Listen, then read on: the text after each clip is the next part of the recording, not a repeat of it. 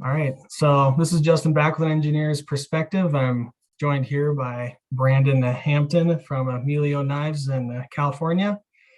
Um, I guess I wanted to do this because I just didn't think there was enough information out there about you and your company. When you're looking for content, they're either really short or, it's just like kind of you talking at a trade show. So I wanted to have something that kind of let you talk a little bit more about the company and then get into kind of some of the details and how your mind works so that when people are researching you, they've kind of got something to look at.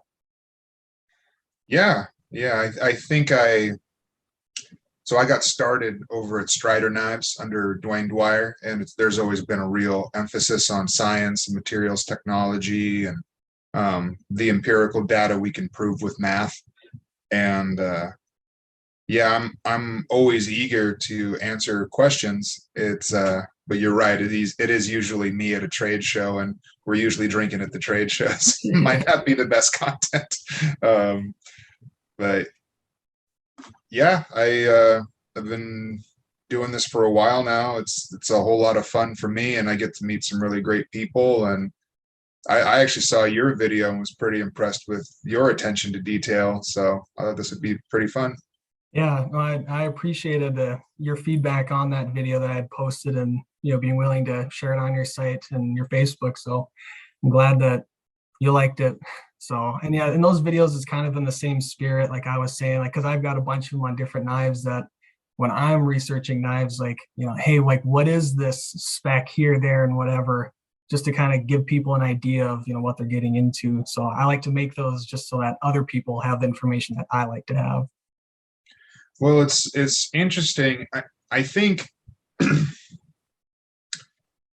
I think knife makers kind of walk this interesting line of being somewhat scientific, somewhat artistic, um, somewhat of an engineer. There's so many people that I know that just look at themselves as artists in the knife industry, and I kind of run away from that. I don't consider myself an artist because I feel like art is, I'm a great lover of art, and I studied history and art, and I I'm a huge fan of it. But for me, art doesn't usually serve a utilitarian function.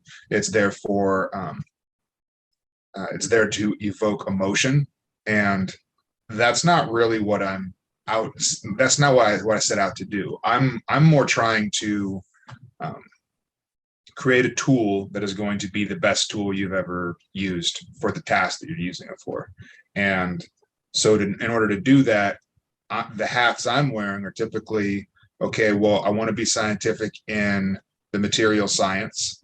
So, what are we using?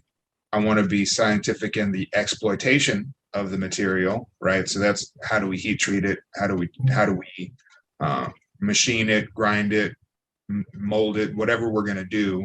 How do we make sure that we're utilizing all of its best qualities? And then I guess ergonomics, although I feel like people spend a lot of time on that, and I feel like sometimes they overthink it because that's a little bit less scientific, right?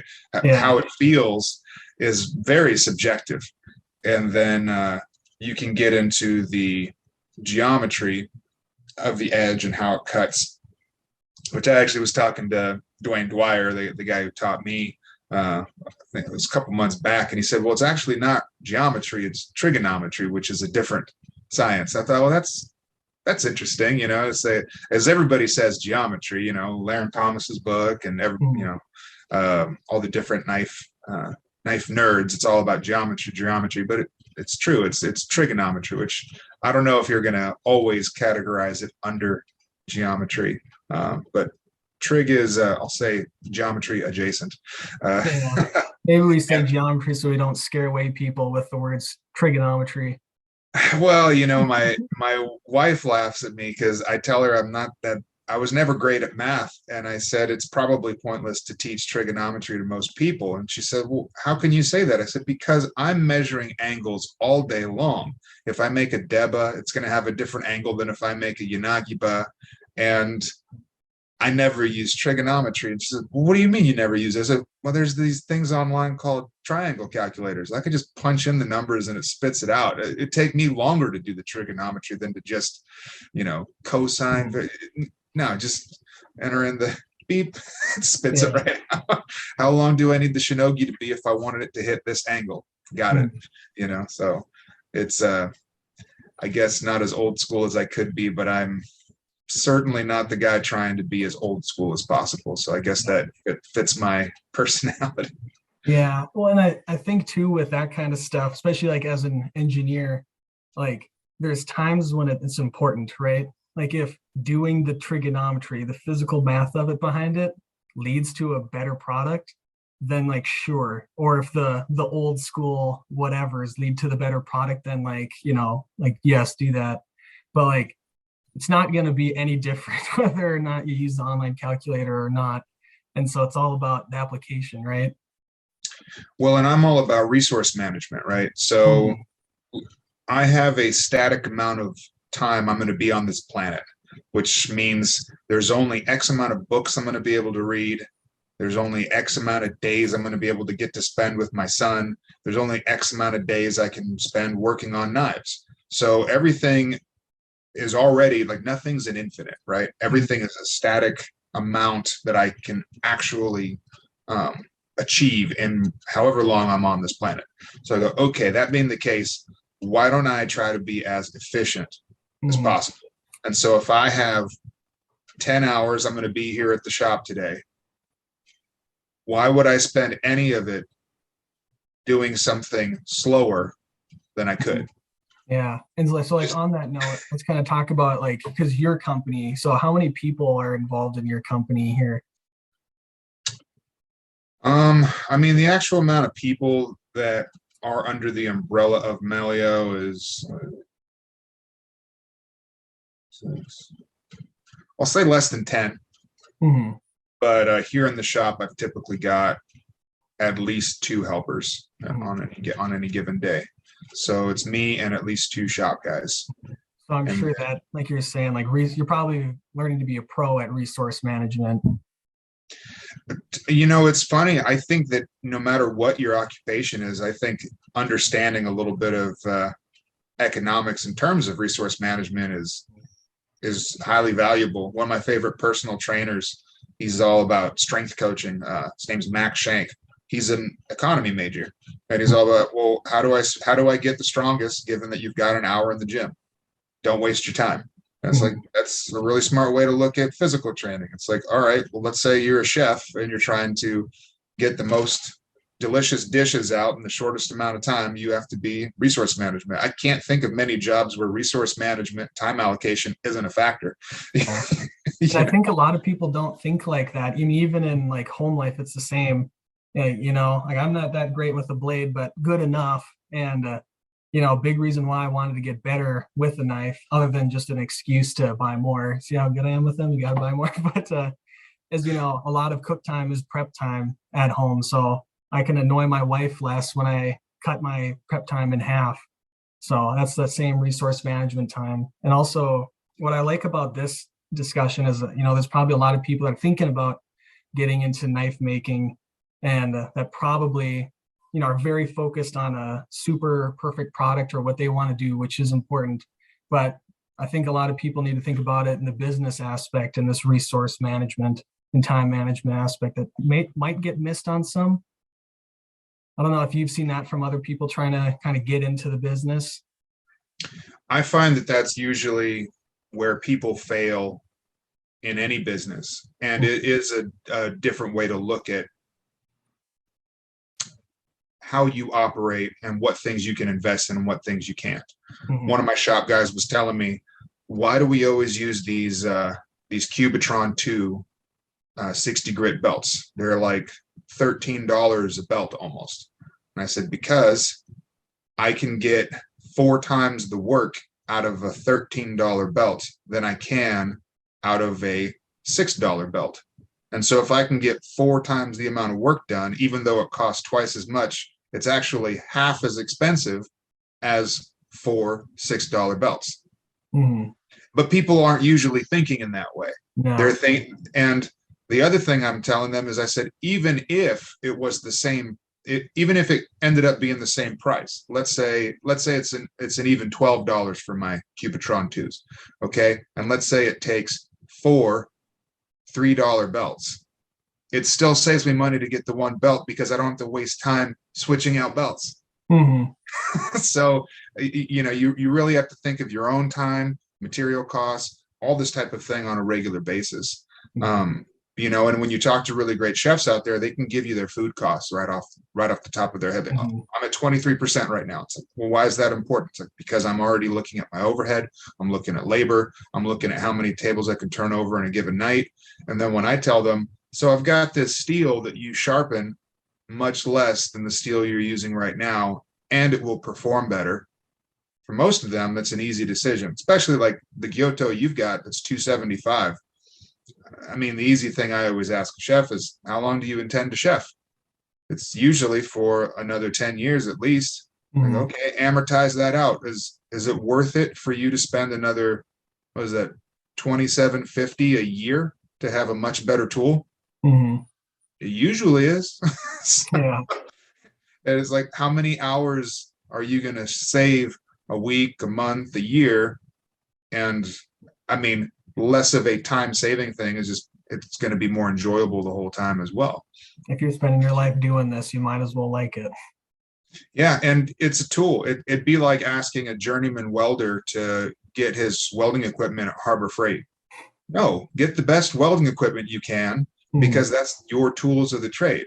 Why would you have a junky thing you're going to need to replace every couple of months when you could just get a really great tool that does the job every time, and then you can focus on the less empirical things like, Hmm. what's your spring menu going to look like. Yeah. You spend less time worrying about, dang, I wish my knife could cut through these tomatoes. So yeah, I'm just trying to get everybody to be, not only am I optimizing my own efficiency, I'm optimizing the efficiency of those around me. I Hmm. guess Yeah. the way to look at it.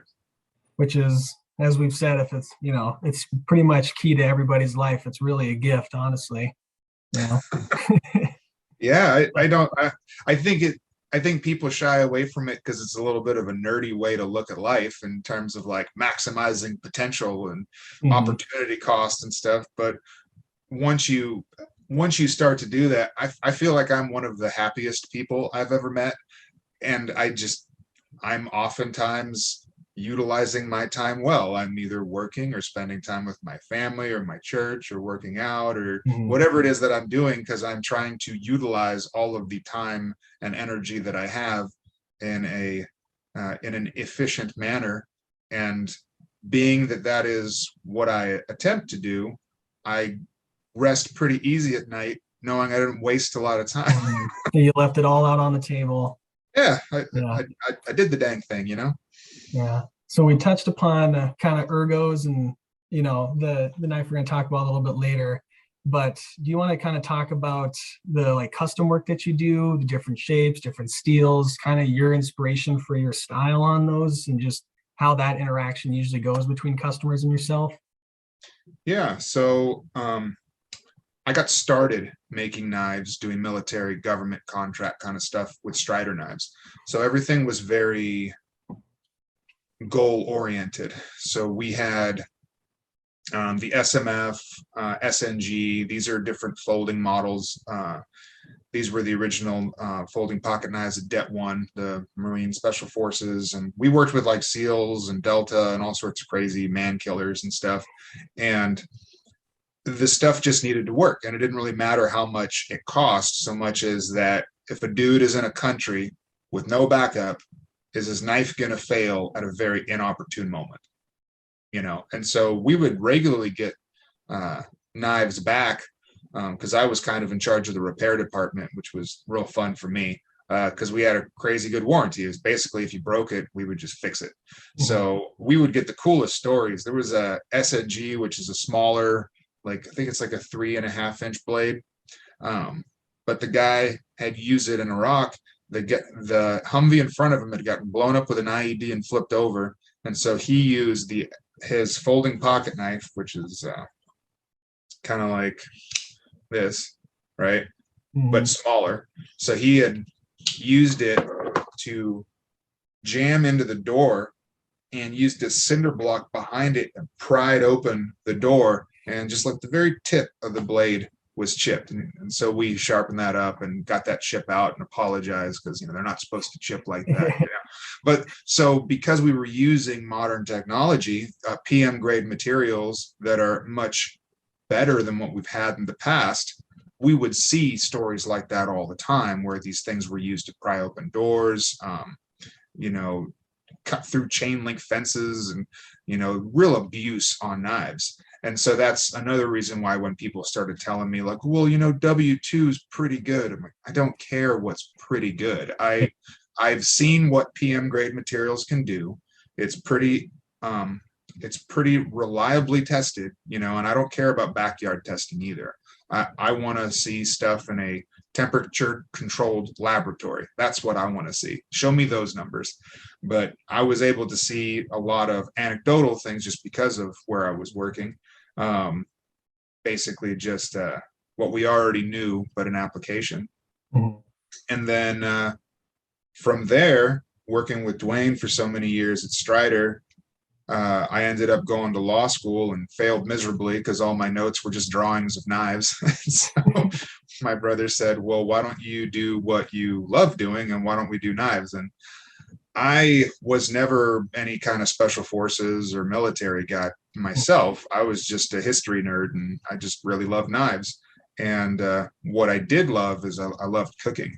And I grew up, my family's Mexican and Italian on my mom's side. And so I grew up in an Italian restaurant and cooking for my family and everything. And it always bummed me out working at Strider, where I'd be working with SM100 and PSF 27, Rex 121, all the way back when BG 42 when I first started, and all these different kind of steels. And I'd go home and have like Farberware, and even the big knife companies that are out there, oftentimes they don't tell you what the steel is, or they'll tell you that the steel they've been using for the last 40 years is a super steel, which what's the governing body to call it super steel? You just call it anything. VG10 super steel. VG10, what are you talking about? VG10's Yeah. terrible. So there just was not what I wanted in the culinary industry. And so I said, well, why don't we do that? And we can have that same kind of approach where we are goal oriented with it. It's a tool that needs to work. It needs to be the best tool possible. And not focus so much on frills or gimmicks, just make the best knife we possibly can. And that the Giotto, honestly, is right in that sweet spot for me. Hypoallergenic handle that's removable. It's got a blade that's the standard length is 8-inch chef knife in the kitchen. It's got a nice tall heel at like 1.95. It's it's not meant to be a big shovel. I think a lot of people have gotten a little used to some of the really tall blades out there. Yeah, I think it's a It won't blur out. yeah, with the zoom blur out things. But it just kind of has no frills on it that I think take away from it at all. It's everything I want in a chef knife. And I always wanted to make a knife that I would love. And I keep getting told by people, what do you mean you're selling Magna Cut 8-inch chef's knives for $275? I'm like, yeah. They're like, you could sell it for more. I said, probably. Yeah. No, I gotta say right out the gate, yeah, let's do it, because it's a good segue into talking about this knife. Is that was very impressive to me, and then the 10 inches like $20 more too. So that caught my eye right away. When I saw that price, I was like, well, looks like I'm gonna get one. And because like I had seen your guys' work in like a Chef's Knives on Facebook, that Facebook group, and that's definitely where I see them circulated quite a bit.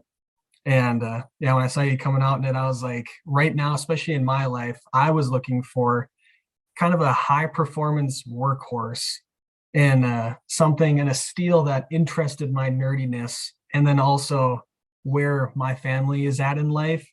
I do have carbon steel knives, but stainless survives the best when somebody decides to use it and then leaves it sitting in water. Yeah. So it had all those kind of properties at a great price, so picked it up. Um, and I mean, you're kind of saying a knife that you want to use, but so like some of the aspects of the design are, I mean, it's so nuanced, I feel, but I'm thinking you probably didn't happen upon them by coincidence. But like, the right out the gate, how the heel kind of sticks out the back. I know what I use it for, but I mean, what was your inspiration there? Well, so this is going to be a little interesting. I feel a little bad because the thing I'm going to use as an example is so beat to hell.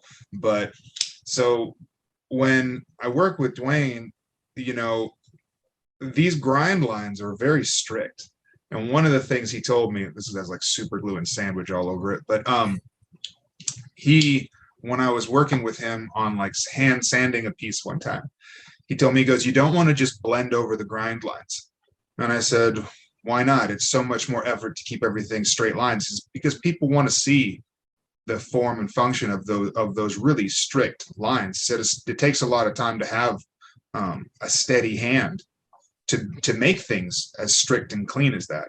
And so I find that in the culinary world, because the blades are so thin, so tall, and it is so difficult to make things symmetrical from side to side. It is so difficult to make things look clean down a really long blade.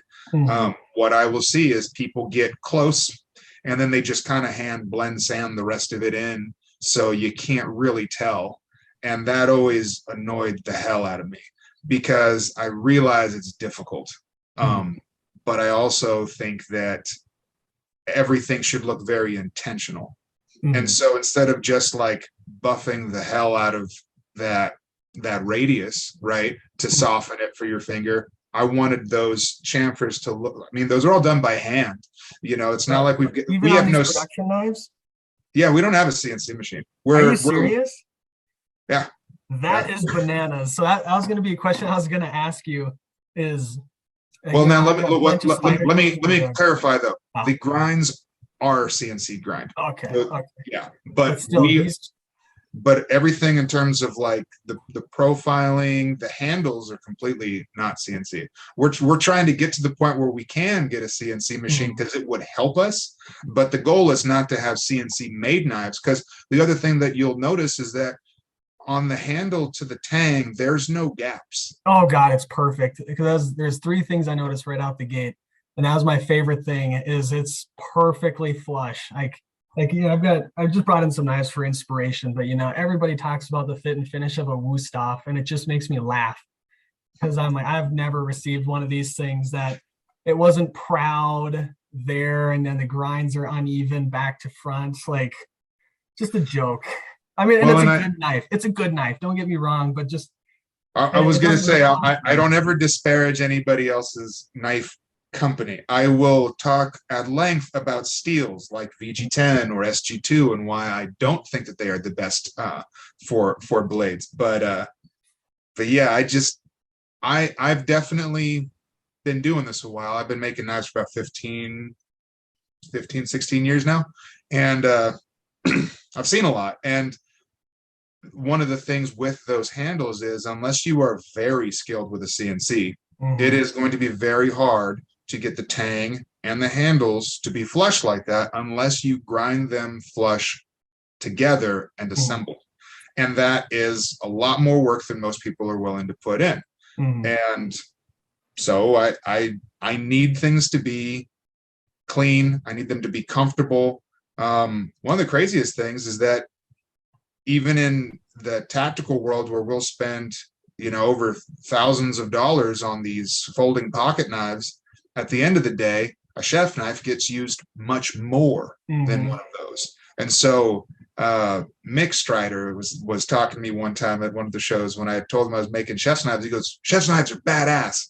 And I said, what are you talking about, man? Like, you make some of the craziest tactical, like cobalt blue Damascus steel. What do you mean what do you mean chef's knives are bad? He goes, man, you pick up a chef knife, you know immediately if this thing sucks. He's like, it is so hard to be to make something like that where people are so picky and people know like are actually going to use it for 8 hours a day.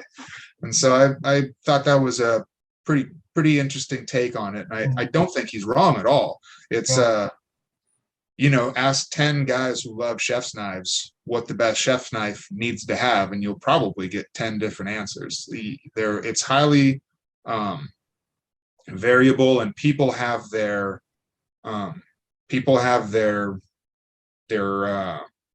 tribe.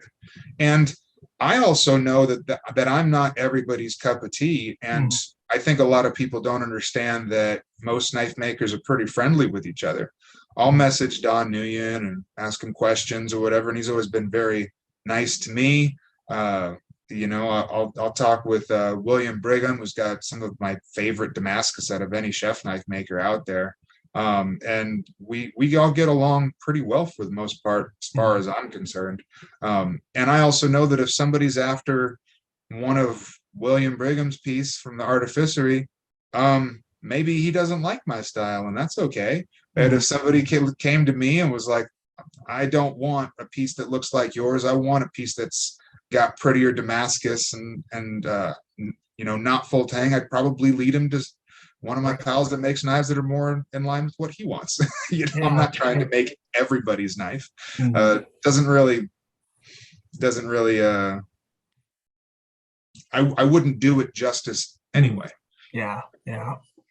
So something I kind of want to talk to you about too is like, do you go through a bunch of different, I guess you've made so many at this point, knife shapes, but the level of flat versus being able to rock, and something that I personally like, and it's a minute detail, but like if you do rock, if the heel is too square, it comes down so hard, it's kind of jarring. If it's too soft, I always end up accordioning, my celery or whatever. This one, it seems like it was kind of designed with rocking in mind, still being flat enough to, flat chop pretty easy. I guess, is it just you kind of made so many, you just kind of decided this is what I want to do for a production knife? Or, because this is a production versus a custom. Like, how did you decide on kind of this? What's that process? Yeah. So it's one of those weird things where like it definitely is after a lot of experience. In the custom world, I get more people that tell me I need it to be exactly this height. I need this exact angle. I need it to have exactly this kind of a tip. And I will, when I'm doing customs, accommodate that, because that's what they're paying for. It's for a custom. I will also let them know that the pickier they are about everything, I find the more unhappy they are with the knife in the end, typically. And a lot of them get a little upset about that. I understand where I'm coming from. I've made thousands of knives. I am a resource. Utilize me. And so when I tell my clients, like, the ones that tend to be the happiest are the ones that kind of have an omakase kind of a deal with me. Like, make me the knife you think I would probably utilize the best given what I do, what I've told you about myself. I'm a lefty. I do this, I do that. All right, great. And I've had chefs that I've made knives for, and they just look at the knife and they go, you've been watching how I cut. Yeah, I've been doing this for a while. I can kind of tell, once I see what it is that you do, what you're going to do. And one of the things that I've seen be difficult or an obstacle to overcome is a lot of people love the shape of a kiritsuke or kiritsuki because it's got that real aggressive tip.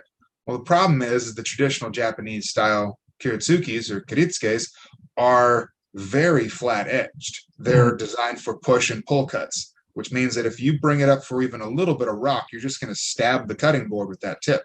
But people love the look of it. So they tell me, I love that kiritsuki. Can you make me one just like that? And I go, I absolutely could. Tell me a little bit about what you cook. Oh, I just cook at home, and mostly like onions and potatoes. I go, okay, you might want something a little different, and I'll kind of go into them, the whys behind the whats, and kind of help to not educate in a diminutive way, but just give them reasons why knives are shaped in different ways, so that way they can make a more educated decision. And there's a lot of knife history out there that people don't know. You know, I was just talking to a guy about the difference between yanagibas, which are the willow leaf blade that you'll see at sushi restaurants, versus takoikis or takobikis. And he said, well, I know what a takoiki, you know, is supposed to look like. And I said, the Japanese don't know what a takoiki is supposed to look like. The whole intention of a takoiki was a cultural thing. They deemed it uncouth for a sushi chef to point a sharpened point towards nobility. And so they flattened the front of those knives, and that's where we get the takoiki from. So that's why takoikis don't have a point. It's for that reason. Unless it's a Sakamaru takoiki, which does have a point, which kind of defeats the purpose. So when people tell me, well, I know exactly what I wanted, you know, because I told you the name, I say, you need to give me a reference, because there's a reason for everything, and I need to know what you think it is. Because there, you know, like I said, there's not a governing body on this kind of stuff. And so I just want to make people happy. So if you want me to make you a crazy eel knife, or a takoiki, or Miyaroshi Deba, whatever it is, sushi knives are honestly my favorite, because there's so much science and thought that goes into the geometry or trigonometry of those. And also, I just feel like, I guess I shouldn't be pejorative in any way, but my favorite knives to make as a custom piece are not a 10-inch or an 8-inch Western chef. There's a lot of really good 8 or 10-inch Western chefs, and right now I make my favorite one for $275. So if I'm going to make you a custom piece, I'd rather make you a custom piece that I can't mass produce in any way. And doing an ura grind on the back of a sushi knife is one of the most challenging things of any knife maker, I think, personally. And so I would rather make more of those types of things, or tuna swords, or I've been making a few Wagyu swords. So that to me is something that there's less of a call for on a larger scale. And if I'm going to be doing custom pieces, I'd rather do fun stuff like that. Yeah. Forgot to hit record, so backing up. So you were just about to talk about your single bevel stuff, your inagibas, and I was just saying that I really think that's one of the coolest things that you do, because they're made almost exclusively in the traditional Japanese way, and the traditional Japanese steels. And to me, the knives like that are really the Ferrari. They're really the cutting edge, if you will, of high performance knives. And I think they really deserve kind of this next level of technology. But it seems very ambitious to make a knife like that out of mono steel, of the grade that you're working with, at the hardness you're working at. And yeah, I just wanted to dig into that, because to me, it's one of the most impressive things. Yeah, so it might be a little bit of hubris on my part, but because I worked with Dwayne for so many years doing a lot of crazy firsts, right? And what I mean by crazy firsts, as in when we made SM100, it was still called 60 nitinol PM, and no one had ever done that before. And that stuff was over $200 a pound before we even started to heat treat or machine it. And so we worked with that. We've made brain coral bolsters. We've made blue Siberian inlay, blue Siberian ivory inlay, I should say. And we worked with so many things where there wasn't a second shot if we messed it up.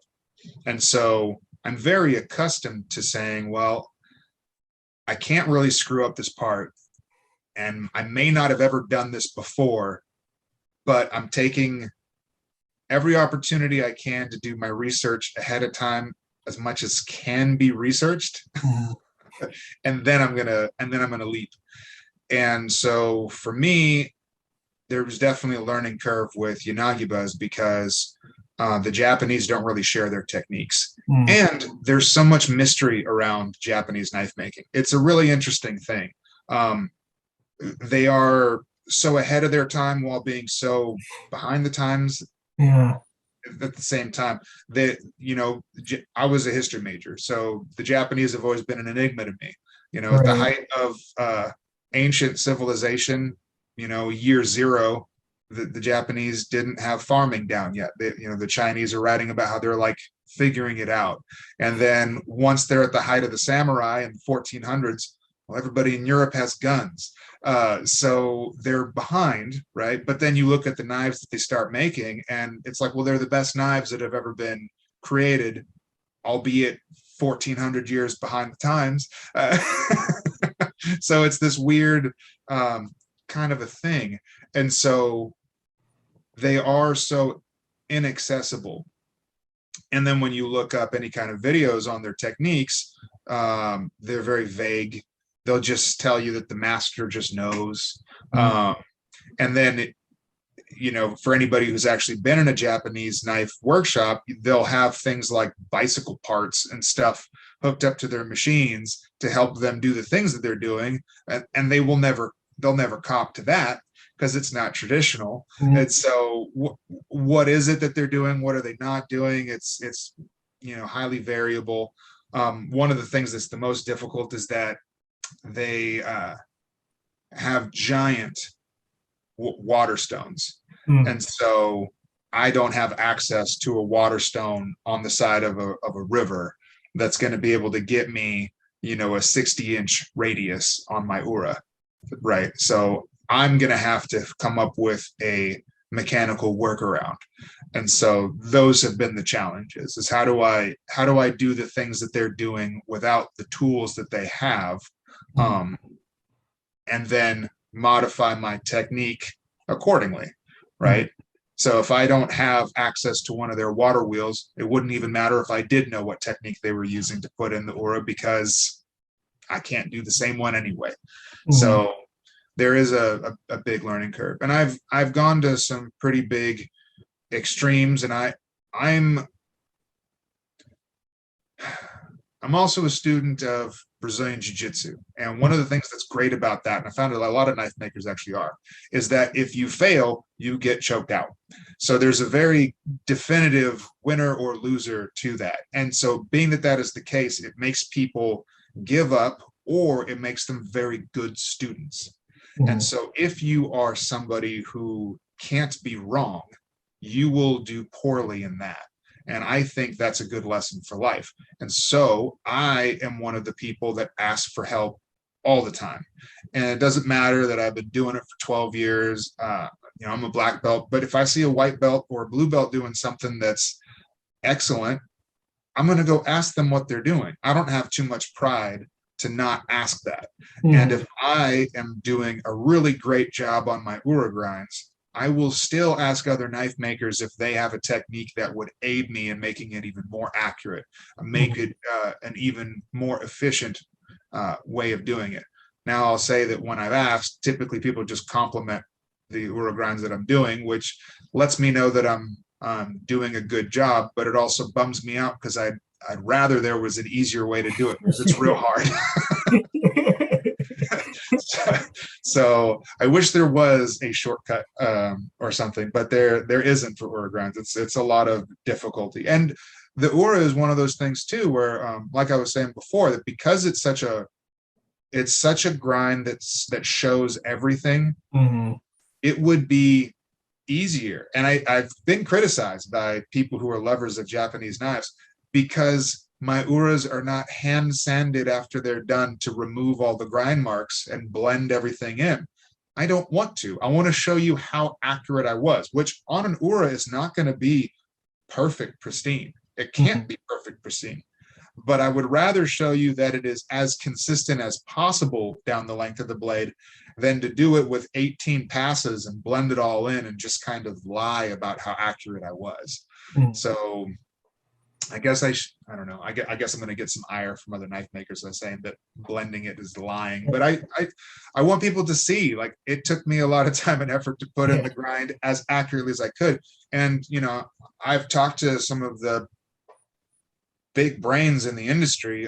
Travis Wirtz, he's got a master's degree in mechanical engineering. He's the one who makes the belt sanders for a ton of the knife makers who are doing really great stuff. His knife grinder is amazing. It's vertical, it goes horizontal, it does all sorts of attachments, tilting Mhm. platens and rests. If there's a mechanical problem, he's probably got the solution for it.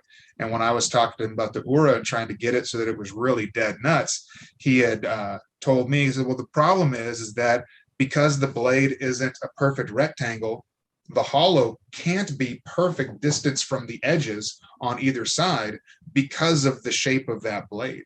So the only thing you can do is blend it in because of that problem. Because let's say you've got a blade that has a little bit of a curve to it, or let's say you've got a blade that comes down but then is a K-tip at the top, or you have a blade that comes in but then it's Sakamaru at the front. All of those things are going to mean that that tip is not going to be a perfect, like it can't, by definition of that shape, Mhm. be able to have it perfectly go to the edges.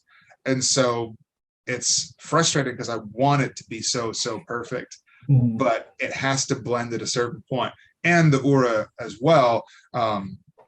I guess we've been talking about it a lot and haven't really explained its function, but the entire function of the Ura is just to be a hollow on the backside of a sushi knife so that when you are sharpening the backside, which is really just removing the burr, that Mhm. the central portion of the blade is not there. So that way it's less time to sharpen on the backside. Mhm. And it's very important. A lot of people say, oh, it's for food release. It creates an air pocket for the fish.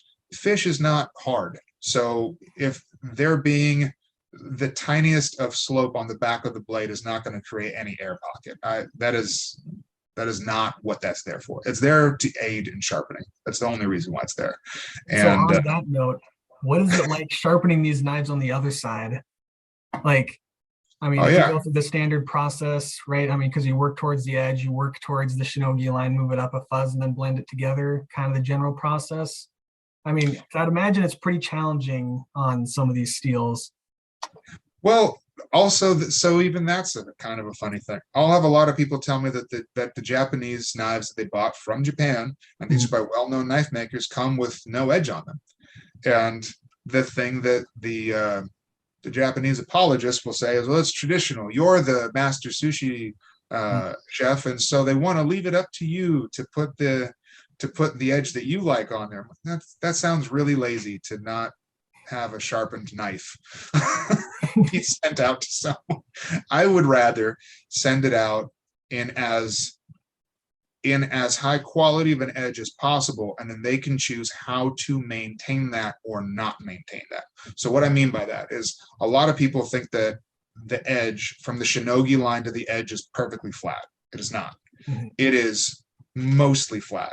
The very bit of apple seeding at the end that just kind of like curves just a little bit Mhm. is not so much that you would call it a micro bevel, but it's kind of a micro bevel that's just blended in better. And so Mhm. what that's called is the koba. That's the Japanese term for it. So it's not like I'm making that up. That rounding at the edge is called the koba. Now, if you don't do that, the edge gets very flimsy, kind of sheet metally kind of feeling. So you do need that koba. So the idea is, well, if you send out a knife that's a Yanagiba, we'll say the standard, and you don't have it sharpened all the way, well, then your guy who gets it will either sharpen it so it's perfectly flat and maybe it's a little flimsy on the edge. Maybe he'll just put a secondary bevel on it because he doesn't have to work all the way from the shinogi line. Maybe he'll do it correctly. Who knows? What I'd rather do is send it sharpened from the shinogi line, blend it in well throughout the koba, very sharp. And if he wants to maintain that, he's already working from a point where it Mhm. was sharp when he got it. And if he wants to put a secondary bevel on it because he or she doesn't like to deal with sharpening from the shinogi, well, it's his prerogative. It's his knife. He bought it. He gets to do what he wants. Yeah. But I'm not going to put him at. It's not a build your own knife. Send out a finished product. Yeah. So, And then but I go would from there. say with the steels that I'm using, in terms of types of whetstones to use, I would say most people do start off too high Mhm. and with their grit.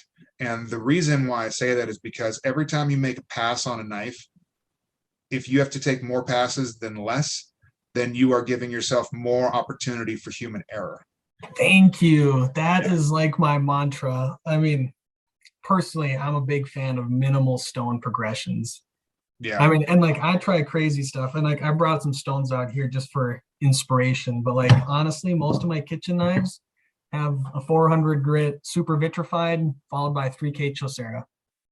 It's a pretty Yeah. crazy jump. It ain't polished, but it's fast and it is freaking sharp. And Well, there's Bevel I was here. gonna say, I know most people can't afford it, but I was gonna say the super vitrified is the way to go. And you'd be kind of shocked because I'll go from 400 super vitrified to 3K super vitrified. I just And got one in the mail. All right, I got one coming because Triple B did his drop today. did he's a good dude. Again, a pal. Like he's doing stuff that's different than me. Mhm. And him and I, like, he sent me gifts for my son when he was born. He's got a beautiful little daughter too. Like, Yeah. we are usually friends in the knife making community. You know, there's nobody that understands how rough your hands get, what kind of work it is to bend over a grinder all day, Mhm. over a trash can with a big bucket of just like steel mud. Like, people don't understand it unless they've been doing it. So when we find someone else in the trenches, it's like, Mhm. oh, you get it. Oh this, yeah. Yeah. this is tough. And he's working with stuff that I've worked with too, like Rex 121 is Mhm. one of his favorite steels. And I know that's not easy to work with. You know, I had to, every once in a while, I don't really sharpen other people's knives typically, but every once in a while, a pal will have me sharpen stuff. And it's always a learning curve because the belts and the speeds and the grinders that I'm using, you know, I'm using a 3 horsepower belt sander. Somebody hands me a knife made at AEBL. I gotta be real careful or that whole Mhm. knife gets eaten up in about 4 seconds. But I started making chef knives out of 3V. There was no Yeah. soft steel that I started with. You know, it was always very upper echelon stuff. When I started over at Strider, it was S30V and BG42, ATS 34, all very tough PM grade steels that, you know, I didn't have this. I You didn't didn't you have didn't any. come in like most people into the Japanese knives where they start with like their blue number two or like the ultra soft white number twos. Yeah. Or, I mean, those are hard to get outside of Japan anyway. Mhm. Um, but I suppose most knife makers that I run into, they're they're starting off with the 10 series steels. Yeah, Um, 1095s or 1080s. yeah, they'll use ball bearing steel like 52 100, and it's great. You know, 52 100 has been a tried and true steel for a long time. Mhm. But again, 52 100 is a ball bearing steel, right? Mhm. Well, Vim Crew 20 is a ball bearing steel that outperforms 52 100 so much that they had to develop a new test to see what kind of stress Vim Crew 20 could take. So Mhm. if you're going to use ball bearing steel to make knives, there's better ball bearing steel to use. And that's the whole idea, right? Is using Mhm. better material. I mean, that's the name of the company is Meglio. Meglio is Italian. It just means better. It's Mhm. just, let's make it out of better material. Let's design it to be full tang because we can. Let's Mhm. give it removable hardware because it's better to be able to service a knife Mhm. over the years of the blade. I mean, I just want everything I do to be better this year than it was before. And even the things you were pointing out, like that radial chamfer or the Mhm. top of the blade being rounded, that spine. Mhm. Well, originally they weren't, right? And then I noticed that it was an area that I could improve upon. And so I made the changes. And Mhm. I will constantly ask chefs who are telling me, this is the best knife I've ever used. This is amazing. And I go, awesome. What can I improve on? Mhm. What can I change that would make it even better than it is right now? Because people are already stealing my designs and my style and my concepts and everything. And Mhm. I don't have enough time to sit down in the middle of the road and complain about it. Oh All yeah. I can do is say, well, how am I going to lap them this year? Mhm. You know, because in 2 years, their knife will look like mine today. So in Mhm. 2 years, what does my knife look like? Because it's got to be that much better than whatever they're going to copy. Right. Yeah. Oh, exactly. And you know what? You actually answered a question I had too. I was wondering why. I mean, choice between Western handle versus Wah handle, and to me, it seems like, and this is me not knowing, it would be harder to execute a Western handle because you've got more geometry to work around and matching a person's hand versus a round handle seems a little bit easier. I mean, things there, but was it mostly the removable aspect of it, or is it easier, harder? It's a more comfortable handle, I think. I've had a lot of people who have been sushi chefs for years telling me this is their words, not mine, say, I can't go back to those Japanese broomsticks anymore. So I think a really round handle is, I mean, it's traditional, but Mhm, it is not the best design given what our hands are shaped as. mhm, I wanted it to swell in mhm. certain points. I wanted it to still fit, so that your pinkies aren't grabbing at air. I wanted it to have that indexing, which I did take from a Japanese design, that octagonal kind of a Mhm. design. Those angles are because, look at your fingers. You've got digits. You don't have octopus tentacles, and Mhm. so I wanted it to fit your hand, and I wanted it to index so as you're cutting, it doesn't rotate inside of your Yeah. hand. And so It's having those angles makes it so that it won't, when you're cutting through something hard, want to twist throughout. And so it was very intentional. And I do have people tell me, like, look, it looks like it's uncomfortable. And I say, you should probably just try it. And we're trying to yeah. get to the point where we've got them in stock, because I've had people want to be dealers for years, and I've never had enough handles, or handles. I've never had enough blades in stock to supply dealers. Mhm. But I just got 17 sheets of Magna Cut. I got another 14 sheets on the way. We're buying a lot of steel because Mhm. chef's knives are real big. And my whole goal was always to outperform all of the big Japanese and German companies, because we Mhm. have better steel in America. And if I don't spend Yeah. all my money on marketing, I can put it right back into the knife and still charge 275 for an 8-inch Kyoto and have it outperform everybody else's knife. And then Mhm. you're paying for the knife, not for the commercials. Yeah. So No, exactly. I mean, once I'm not disparaged. I mean, I got quite a few Wusthof knives. I do like them for what they are. But man, if you want to talk about paying for a knife and not the commercials, they are the exact opposite of that. Oh, brutal. it's But it's tough to get away from, especially when you're that big. And yeah. we constantly battle, well, how do we get to the point where I have enough help to do what I need in the shop? How do we get it so that way I am not just doing admin all day? Because Mhm. where I want to be is in the grind room. Mhm. That's where I want to be. I want to be making things, and that's really what my love and my passion is. Mhm. So I think that's good, having somebody at the head who is a knife maker, not just a business guy, but also understands business, but also loves to cook. And I'm not saying I'm the best at any one of those three.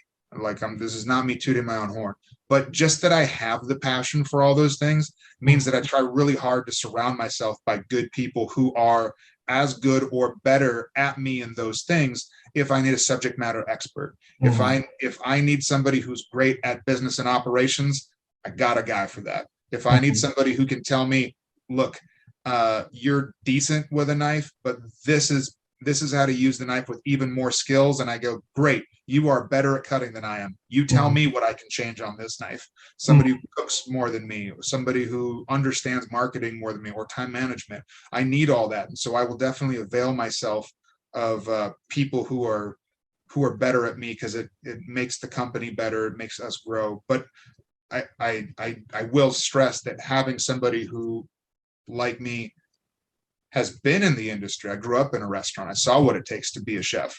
It makes us never want to look at our chefs as you know uh, a victim. We're not looking to take all of this person's money. My goal is to help chefs. I want their lives to be easier because I know how hard they are. Mhm. So if I can make you have an easier shift by giving you a better tool, then that's my mission, is Mhm. to improve your success Mhm. at your job. I'm really excited about what you're saying about kind of ramping up the production and kind of, because that's, what you're saying. I mean, obviously stick with the customs and everything, but kind of, is that kind of your business goal though, is to grow this line and just keep improving, right? I mean, Yeah, and it's not that long ago since I was selling custom knives wrapped up in t-shirts, because yeah, like, I didn't know if people were going to really jump on the culinary train. And now I'm at that point where I'm kind of having to limit how many customs I take on, because there's just so much time in a day. And I can't do everything that I'd like to do. And so we're probably going to move away from taking every custom order that comes in and probably do it more from an application based kind of a thing. Maybe take a certain amount per month. We're not really sure exactly how we're doing it. I just know that I don't want to just raise prices because that kind of sucks, for my chefs. And I don't want to not do customs because, again, there's a lot of knife makers out there. And again, I won't say names, but you can see that everything they make is an 8 or a 10-inch Giotto, and they sell everything they make, but everything's a little boring, you know? And if somebody asks me for a left-handed unagi sake, I want to be able to give them the opportunity to buy one from me because I'd love to make them a left-handed eel knife. But I'm never going to make one hoping someone needs one. Yeah. It's going to be if somebody wants that as a custom. And so I still want to be able to give custom pieces out. If they sound fun to me is probably the direction I'm moving. I just don't want to make a million of the same knife because that's not fun either. But making Wagyu swords has been kind of fun. I've gotten a couple of those on the books, which are fun because it's like a tuna sword but dual beveled, and then I've been scalloping the edges to decrease the surface area, so that way when you're going through that BMS 12 with the high fat content, it's still sliding through pretty buttery. So unique challenges, right? And Wagyu's getting pretty big right now, and it's, if you're gonna spend $200 a pound on the beef, a lot of people don't have a problem spending money on a sword. So I'm like, well, I'm here, Yeah, I'm game. Yeah, so that's been pretty fun for me, making stuff like that. And again, it's unique, it's different, it's interesting to me. So it fulfills my desire to create something that hasn't been done before. And then using Damascus that's made out of PM grade material is super cool too, because the only Damascus I use right now is made at a 154 cm and 3V. So it's quite the Damascus. I've never heard of it. I've never seen that before, so that'd be pretty intense. Yeah. We had I've got one tuna sword that was photographed by Jim Coop over at Sharp by Coop. So I can send that to you after that if you want to check that guy out. But yeah, she's a 20-inch blade with a 12-inch. Actually, it's about a 9-inch handle, so it's a two-hander. But desert ironwood, full tang. That's why would I not make a full tang sword? Yeah, I got a couple of those on the books right now, so more fun stuff. Cool. Well, I think we covered a lot of different stuff and definitely got a good idea of, kind of what you do and what you're about. So I guess I really appreciate the time. I guess, is there anything that you want to talk about specifically before we wrap up?